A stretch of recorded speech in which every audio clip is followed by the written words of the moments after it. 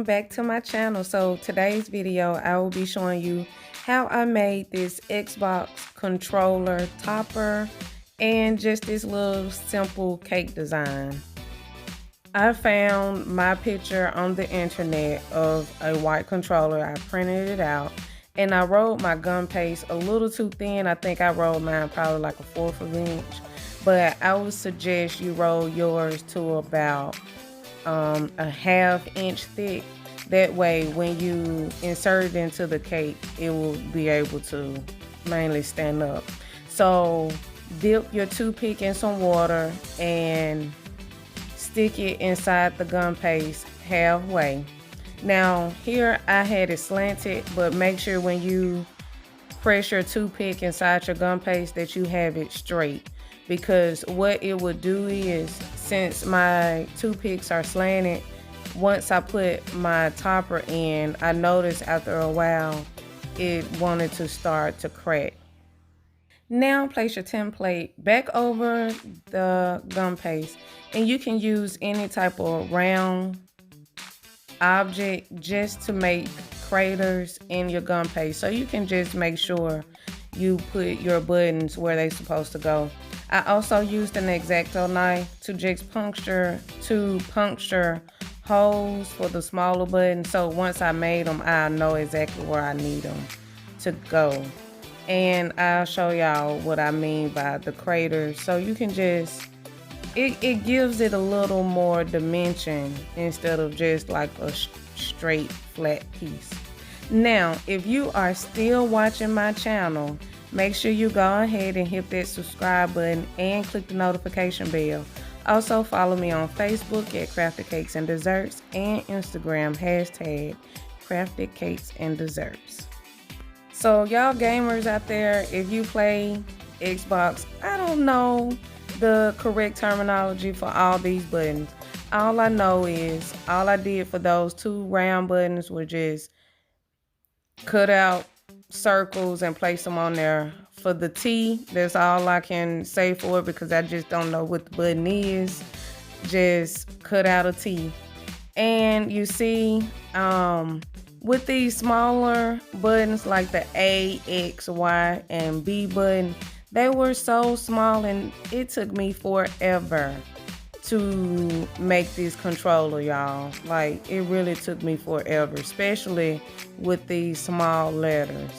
And just when you place your buttons, make sure you are looking at your template so you can put them in the right spot, especially if you just really don't know where they go. That's me, I don't know where they go, so I just had the template next to me as a reference to make sure I put all the buttons in the correct spot.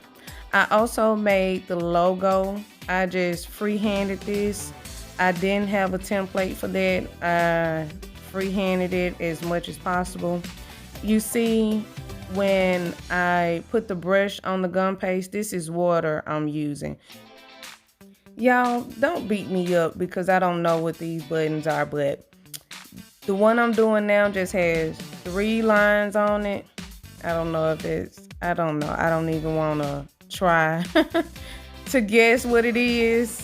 It's just 3 lines. Just roll out your black funded gum paste, whatever you have, really, really small.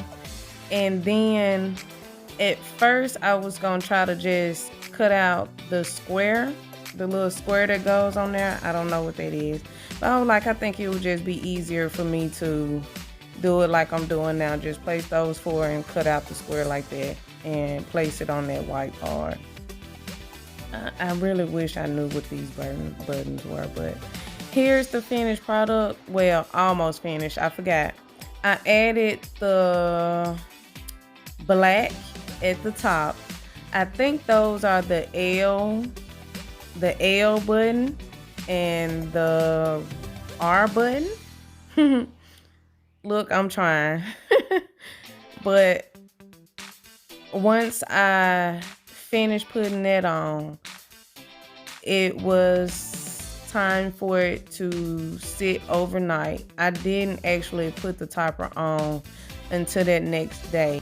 Okay, now it's time to assemble the cake. The cake I used in this video was my cookies and cream cake. Make sure you check out that video. The link will be in the description box below. I tinted some fondant green. I put it in little sandwich bags, cut the end, and I dragged it across the bottom. This also makes sure I cover up that cake board. Get you a clean new paintbrush. Don't y'all use no old paintbrush, but get you a clean new paintbrush and drag the frosting upward.